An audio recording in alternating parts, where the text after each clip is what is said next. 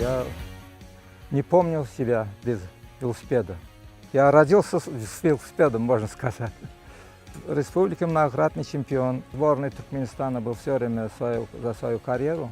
За сборной Туркменистана выступал в спринте в основном.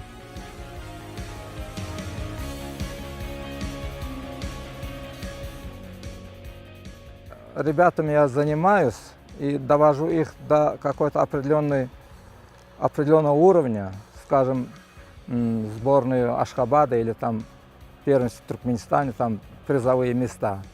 И они начинают заниматься под руководством других тренеров. Сейчас они занимаются Данглева, Реджеп Мурадовича.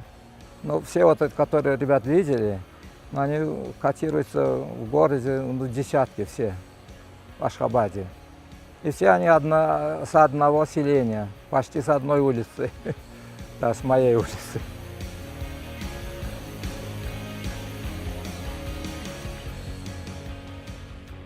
У нас посидеть спокойно не дадут.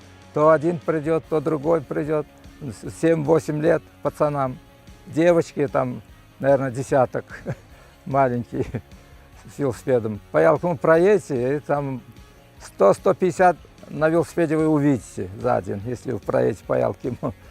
Ну, это столица Туркменистана по велоспорту. В селе Ялким можно так охарактеризовать.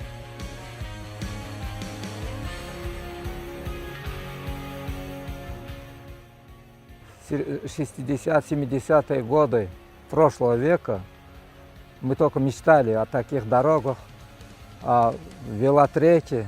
Вот сейчас великолепный трек мирового качества, такие дороги, такие условия, только вот иметь желание.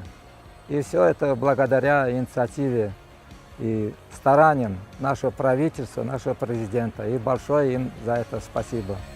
От всех, от молодых и от старых тоже.